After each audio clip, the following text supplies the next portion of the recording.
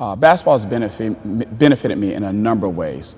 I was born in Charlotte, North Carolina, and moved to live with my dad in D.C. when I was in high school. Got a chance to garner a number of scholarships to play Division I basketball. So definitely has benefited me on traveling and seeing different places, playing in different tournaments around the world. Academically, has benefited me by being able to get formal education, bachelor's degree and 2 master's degrees. I never thought I would have that at all, so definitely has done that. And just meeting wonderful people throughout the world. And then I truly believe education opens so many doors and windows. People say that phrase, but it has definitely opened doors for me. So basketball has been like the greatest benefit in my life. I started about the age of 6 or 7. Had a lot of energy. I was ADHD. So my mother knew that, and I moved around a lot. So she called the Police Athletic League, signed me up early.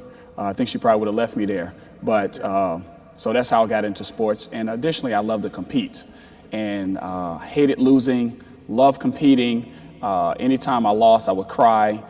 So I stayed into sports and just developed my talents. Guys in the neighborhood was into sports themselves. And I was actually very fond of a guy named Tony White, who went to University of Tennessee, who got actually drafted by the Chicago Bulls.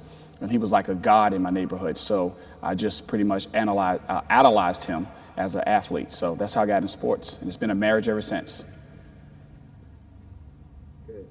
I think the first thing I love is I love taking kids' individual talents and embellishing on them. So I definitely like seeing kids grow from one starting point to the next and watching them be inspired and watching themselves grow intrinsically. I also like taking a group of kids and put them in successful positions to work as a team.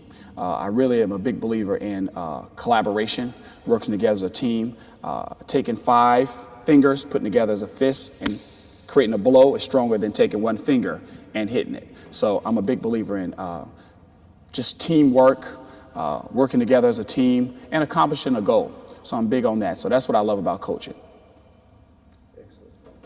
I actually ended up being a teacher. I say all the time, it was my destiny to become a teacher.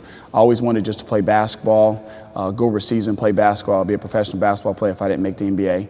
And once I broke my foot, my last year, it sort of stagnated me a little bit. So I was able then to go to graduate school and get my master's in elementary education. Working at the University of Bridgeport, where I was getting my master's, I was able to work at Longfellow Elementary School, work for a wonderful principal, J.D. Tisdale, and she took a liking to me and sort of showed me the ins and outs of becoming a teacher. I then moved to D.C. and had another wonderful principal, Yvonne Morris, in Southeast D.C., really tough area, but she was instrumental in my life, still to this day. And she would always tell me that you're going to probably move up and be an administrator, which is almost like she predicted it. So I taught for 6 years. I loved teaching the kids 4th and 5th grade. I was able to loop with my classes because I had some of the highest test scores in the school. I never thought I was a great teacher, but I thought I was a great disciplinarian and the kids liked me, so they allowed me to teach, which is kind of an oxymoron. Eventually, over time, I was able to better my craft as a teacher because it takes a while to accumulate materials, learn different curriculums and things like that. So, but I do really enjoy teaching kids and then become an administrator, supporting the overall school vision and mission by supervising teachers. I would say because I wanted to be instrumental in kids' lives, and I had a way of formula that I wanted to use. I've done many basketball camps for people. I've done many camps at colleges, Duke University, Georgia Tech, and you're just like another coach at a camp at those big universities. They don't, I'm not saying all of them, but they don't recognize who you are, any talents that you have. You come in, you funnel, and I wanted to be more almost like a mom and pop basketball camp as opposed to a big organization where you're like a number. I'm more of a hands-on person. I don't sit behind an office, even as an administrator in school. I'm definitely engaged with the kids. I like teaching them. I like to see them grow.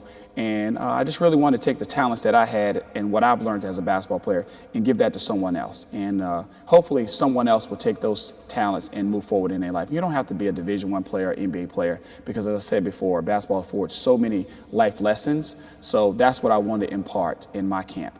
And more importantly, I wanted to focus on 3 areas I talk about. I want to make sure kids work hard because a lot of kids think if they're not the best player, they don't have to work hard. I want kids to be able to critically think, which is higher order thinking. And we do that in the school. We want to make sure kids be able to analyze and synthesize information on and off the basketball court. And I think the more important thing is I want to make sure I instill in kids to be able to reflect. Every day every day we go by fast. There's things going on in our lives, and we don't take time to reflect. And I think if kids learn to take the time to reflect on and off the basketball court, it will help them in life tremendously. So I have a series of clinics that I do on Sunday. I'm actually going to be conducting a clinic today at 3:30 to 5:30 in New Rochelle at 10 Mill Road, the Holy Trinity Church, with 10 to 12 students that I work with. So I'll be conducting the clinics today. We'll be doing conditioning, basketball drills, learning different skills. So we'll be going through that today. Additionally, through the week, I have been contracted out to create a basketball camp for the Ardmore School of Languages, which is a very interesting organization. They bring kids over from France, Spain, and even Japan for 2-week intervals. So I've been able to craft out a basketball camp. This is my second year doing it from 2:30 to 6:30, Monday through Friday, over at St. Peter's College in Jersey City, New Jersey, which is a really great college. It's a great camp that's happening. Kids are very excited about it, and I'm very excited to teach those kids. Well, currently I coach college basketball at LIU Post University. We've had a transition of coaches, so I've actually talked to the coach about coming back next year.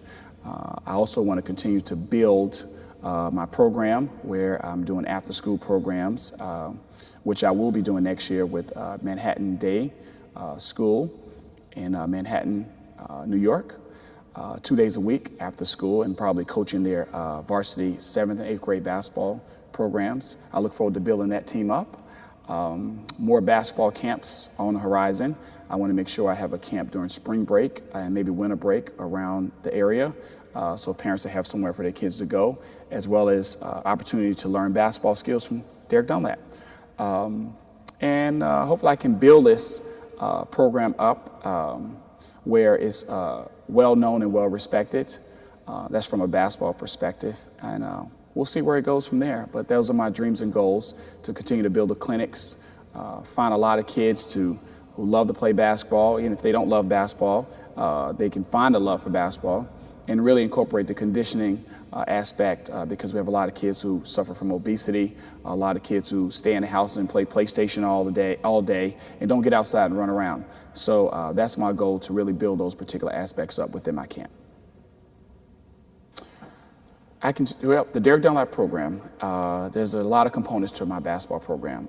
The first component is the basketball camps, which take place obviously in the summertime. We're also going to implement basketball camps during the winter break and spring break during the school year. Another component is individualized instruction, working one-on-one with kids, training them basketball. We have a preseason conditioning program, which helps kids who want to make their basketball team by going through drills. We usually start in September to November when the season starts for basketball. So we make sure we give those kids all the opportunity, all the skills and drills they need to maybe try out for their team and actually make their basketball team. And then we do summer clinics. So we have like 4 or 5 aspects within the holistic whole school of the whole basketball program. So that's the basketball program that we have here. We want to continue to build.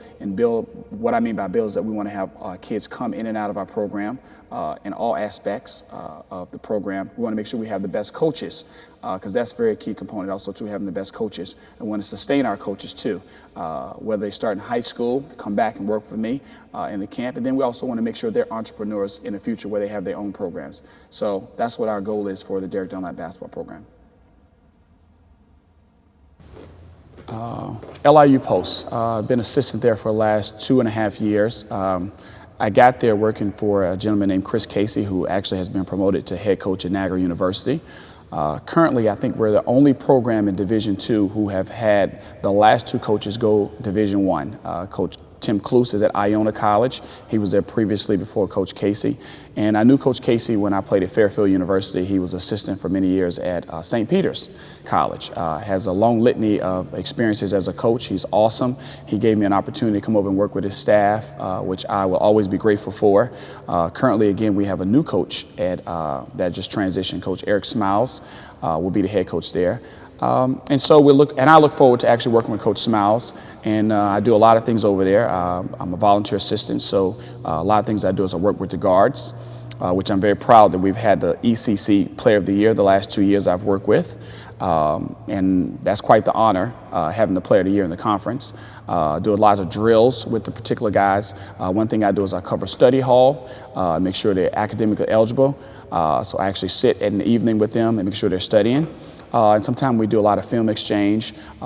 Additionally, I go recruit kids. I go watch a kid if we need to see how good he is. I go show up his practice, meet his family. So holistic approach that we do from coaching, from recruiting to watching tape, to individually counseling guys, supporting them academically, and just also being a big brother or a friend when they need to talk. I think that's very important because a lot of times the assistant coaches build relationships with the players more so than the head coach because they're mad because he took them out of the game. But I'm more realistic. I let them know why you got taken out of the game. Now I'm going to pacify you when you come to the side. And I really appreciate my relationships I've built with those particular guys on the team. So that's pretty much what I do as assistant coach at LIU Post University.